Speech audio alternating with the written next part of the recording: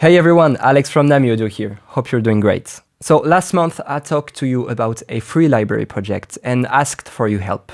Linked below if you haven't seen the video yet. Today is time to show you where I'm at, and of course I'd love to get your feedbacks. But before, let me tell you how I usually create a sample library. The first step is to design the GUI, and in order to do this, I usually start by sketching ideas on paper and think about what parameters I want. And once I have something I like, I start creating it on the computer.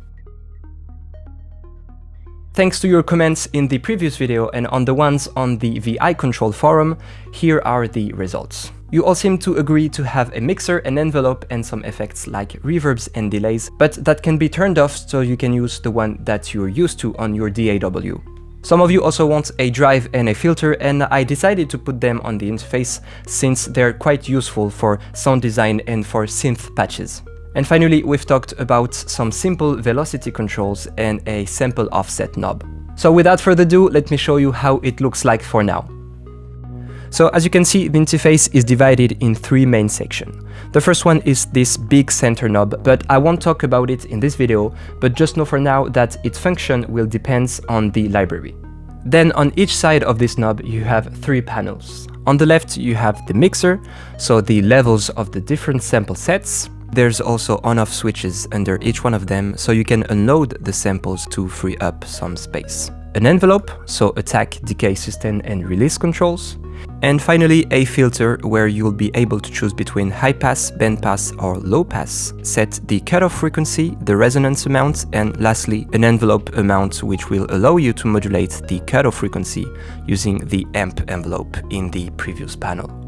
And on the right you have the effects, and the first one is color, which is basically a drive, but I decided to call it color because, as I'll show you in the next video, I'd like it to do a little bit more than just saturation. Then you have delay, so controls over the delay time, feedback, amount, and the delay type. And finally, a reverb with pre-delay, decay time, amount, and reverb type controls. And if you look closely, there's also a little cogwheel at the bottom of the interface, and if you click on it, you'll go on this page, which are the controls that you usually set once and forget about. So on the left you have some pitch controls, so tune, fine, and the pitch bend range. And on the right you have a simple 3-band EQs, so low, mid and high levels.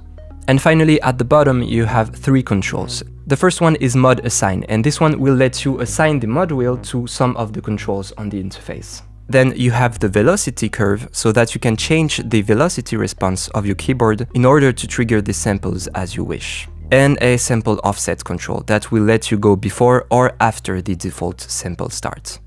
And finally, there's also a dark mode and light mode switch. For now, these are just pictures, so the next step will be to create for real the interface by designing the knobs and by creating the script in order for the library to work how it's supposed to. Alright, that's it for today. Let me know in the comments if you like this GUI or if you have any more suggestions. I'm really excited to read what you think about it. See you next time. Bye.